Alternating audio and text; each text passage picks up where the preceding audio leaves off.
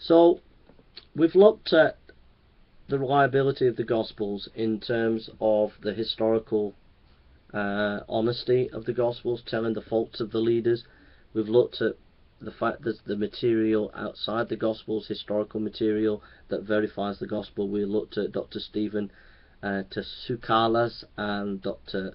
Richard Barkham. Then we also thinking about the historical reliability of the Gospels in terms of training.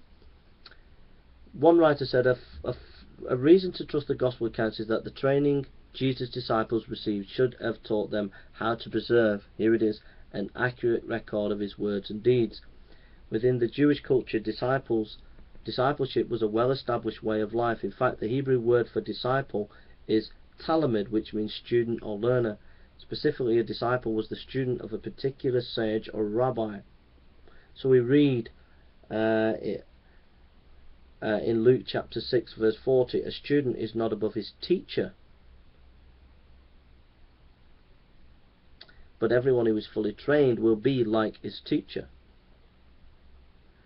We read in John chapter 20 verse 31, these are written that you may believe that Jesus is the Christ, the Son of God, and that by believing you may have life in his name.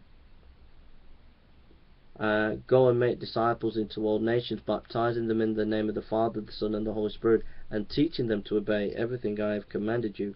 Matthew 28:19. One writer said,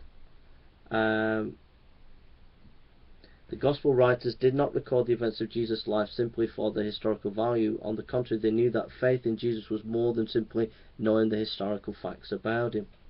So basically, there was a culture amongst the rabbis of training the disciples to memorize everything, and that would have gone into the mixture, the culture of the Gospel writers.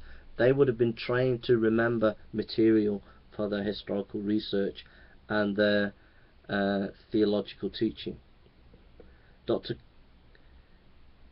Another issue is this. Well, we'll go into that another time. We'll look at other issue next